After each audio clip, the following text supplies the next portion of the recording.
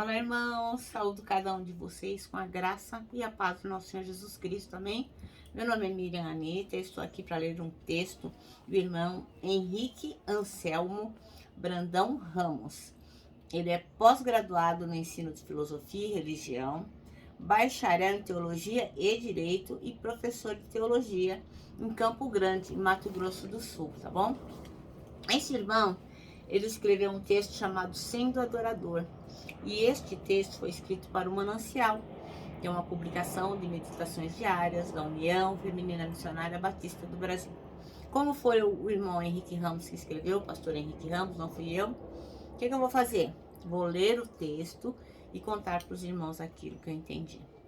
Sempre lembrando que os irmãos têm que conferir na palavra de Deus se aquilo que eu estou dizendo realmente está de acordo com aquilo que o Senhor está falando ao seu coração. Amém? Então vamos iniciar orando. Jesus, que tu possas falar ao nosso coração e nós possamos entender o que tu tens para nos dizer neste capítulo de Apocalipse e que sejam lições preciosas que nós possamos colocar em prática. Em teu nome que oramos. Amém. Então nós vamos ler Apocalipse 4. Vai falar da adoração no céu. E diz assim: Então, quando olhei, vi uma porta aberta no céu, e a mesma voz que eu tinha ouvido antes falou comigo como um toque de trombeta. A voz disse: Suba para cá e eu lhe mostrarei o que acontecerá depois destas coisas. E no mesmo instante fui tomado pelo Espírito e vi um trono no céu e alguém sentado nele. Alguém que estava sentado no trono brilhava como pedras preciosas, como jaspe e sardônio. Um arco-íris com um brilho semelhante ao da esmeralda circundava o seu trono. Ao redor do trono havia 24 tronos, nos quais estavam assentados 24 anciões. Estavam todos vestidos de branco e usando coroas de ouro na cabeça. Do trono saíam relâmpagos, estrondos e trovões.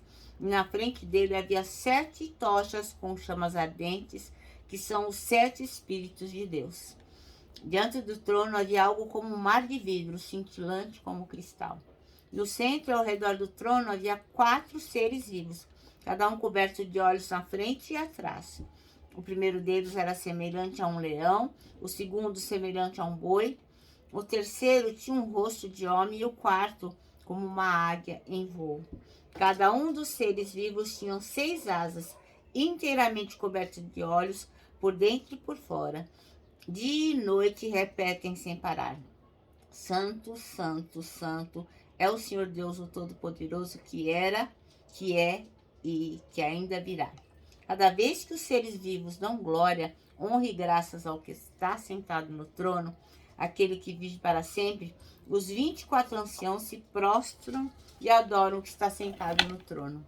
Aquele que vive para todo sempre, colocam suas coroas diante do trono e dizem: Tu és o digno, Senhor nosso Deus, de receber glória, honra e poder. Pois criaste todas as coisas e elas existem porque as criaste segundo a tua vontade. Amém? Bem, então aqui quem está fazendo essa descrição é João, né? Que estava na ilha de Patmos e teve então esta visão.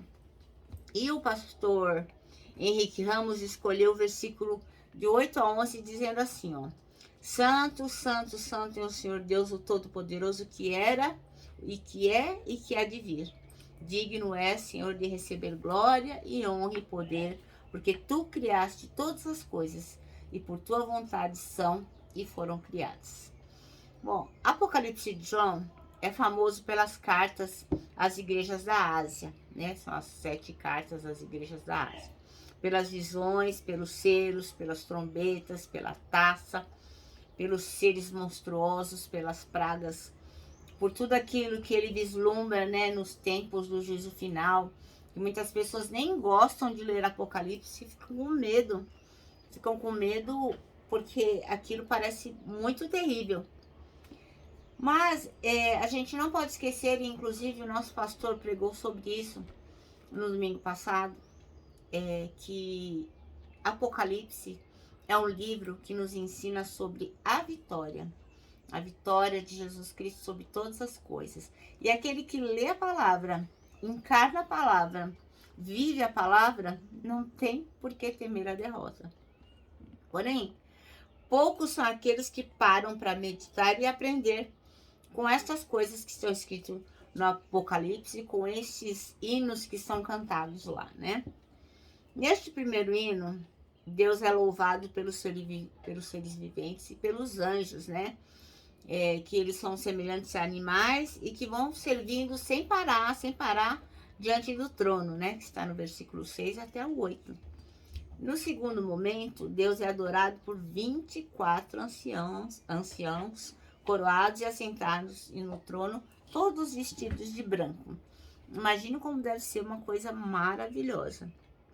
E aí, enquanto os seres celestiais exaltam a Deus pelos seus atributos, a sua santidade, a sua onipotência, onipresença, que está lá no versículo 8, eles louvam ao Senhor pelos seus feitos, eles agradecem, eles a todo momento estão louvando a Deus por todas as coisas que Ele fez, que Ele tem feito e que Ele fará.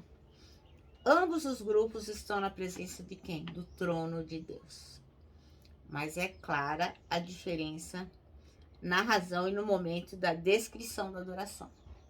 Porque embora João, ele é a própria testemunha do que está acontecendo, né? Ele não falou do que ele ouviu falar, ele testificou, ele foi testemunha daquela adoração que é constante na presença de Deus. Ele destaca primeiro o louvor pelo que Deus é, para depois mencionar o que Deus faz. Então, o primeiro louvor que é entregue a Deus é pelo que o Senhor é, pela sua santidade, pela sua onipresença, pela sua onipotência, porque Ele é digno de receber toda a honra, glória e poder, porque Ele criou todas as coisas, porque pela vontade dEle tudo foi criado. Analisando então essa passagem, a gente vai descobrir uma lição preciosa. Como novas criaturas em Jesus Cristo, a gente não pode fazer nada se a gente não fizer em nome dele, para ele e por ele. Se antes não formos servos, pois precisamos ser antes de fazer. Então, o que esse versículo, esse parágrafo está dizendo? Que tudo que a gente vai fazer tem que ser em nome de Jesus, por causa dele, por ele e através dele. E se a gente não for obediente, se não formos servos obedientes, não adianta, que não vai dar nada, vai dar ruim. Entendeu? Porque antes de a gente fazer qualquer coisa, nós temos que ser servos de Jesus, sermos obedientes à sua palavra e aquilo que ele tem e aquilo que ele deseja de nós. Temos que nos lembrar de Jesus antes de nos chamar para fazermos discípulos. A gente convocou a gente para ser o quê? Pescador de homens. Enfim, se deve vir antes de fazer. Então, antes de a gente fazer qualquer coisa que a gente for inventar fazer, primeiro nós temos que ir a Jesus. Primeiro nós temos que ouvir o que ele tem a dizer. Primeiro nós temos que obedecer a sua palavra.